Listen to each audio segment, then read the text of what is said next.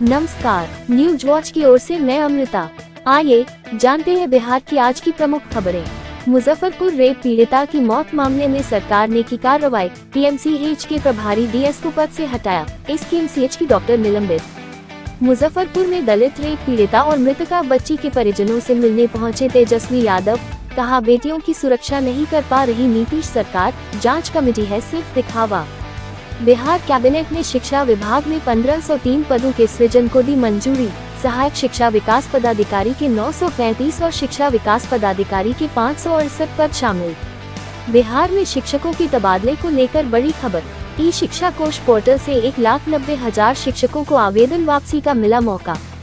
सीवान जिले में आए प्रचंड आंधी तूफान ने भारी कहर बरपाया। अलग अलग इलाकों में 7 लोगों की मौत, मरने वालों में 2 महिलाएं भी शामिल।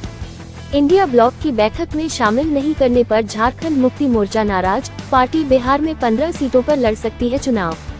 तेज प्रताप को निकालने का फैसला पार्टी और बिहार की भलाई के लिए किया गया, बोले तेजस्वी यादव। पटना में मुजफ्फरपुर कांड पर यूथ कांग्रेस का हल्ला बोल। पुलिस से हुई तीखी झड़प। दलित लड़की से बलात्कार और मौत के मामले पर नीतीश सरकार के विरुद्ध किया प्रदर्शन।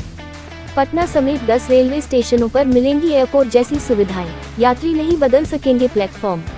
बिहार में 4,858 पदों पर बहाली का रास्ता साफ। फ्लाइट का किराया भी होगा कम।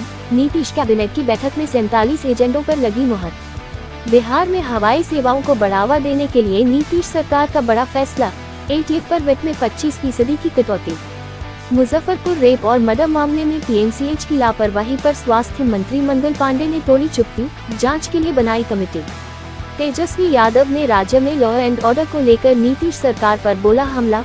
पूछा, कौन सा नशा कर रही है सरकार। स्वास्थ्य मंत्री मंगल पांडे पर बेड घोटाले का लगाया आरोप। मंत्री अशोक चौधरी के मानहानि मुकदमे का सामना करने को तैयार प्रशांत किशोर। कहा, मुकदमा और फर का डर नहीं। मंत्री संतोष सुमन ने तेजस्वी यादव पर कसा तंज। कहा, सरकार पर आरोप लगाने से पहले याद करें अपने माता पिता का शासनकाल।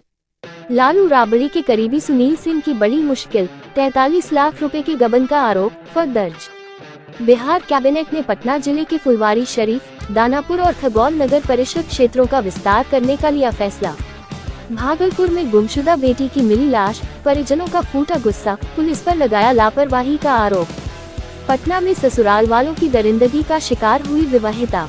लड़की की गला दबाकर हत्या।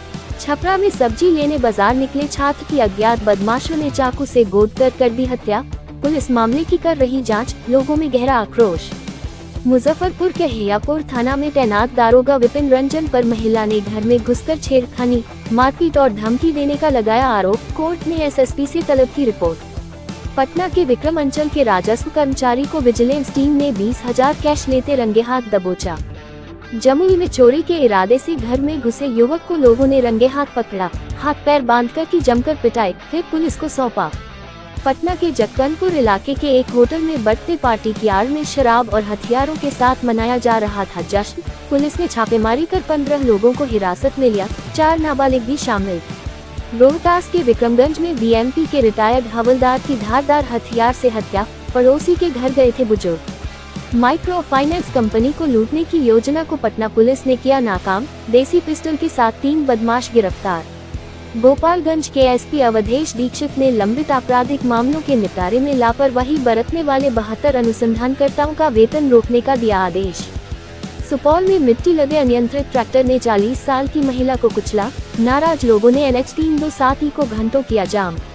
मुंगेर में बीच सड़क पर चलती बस में अचानक लगी आग, बाल बाल बचे बाराती। नालंदा में ससुराल वालों ने विवाहिता का जलाया शव। पुलिस ने आरोपी पति, सास और देवर को किया गिरफ्तार। पटना जसीडीह मेमू ट्रेन के 2 कोच के बीच के कनेक्शन तार में अचानक लगी आग। यात्रियों के बीच मची अफरा तफरी। ये थी बिहार की अब तक की प्रमुख खबरें। ताज़ा समाचारों के साथ कल फिर होगी आपसे मुलाकात। नमस्कार।